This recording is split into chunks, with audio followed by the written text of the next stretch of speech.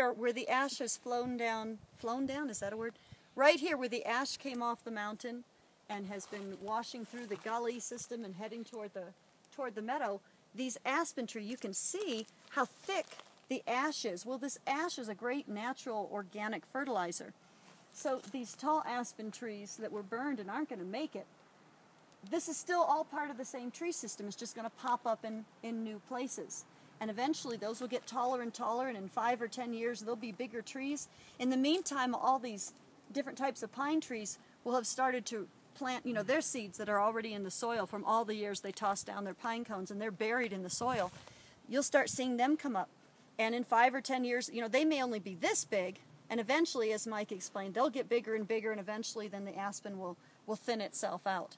So it is just this continuing cycle, and we recognize that. Well, you were saying that the meadow has really become a lot greener as well. Oh, yeah. Looking down here, we can see your house. We see Mike, of course, as well.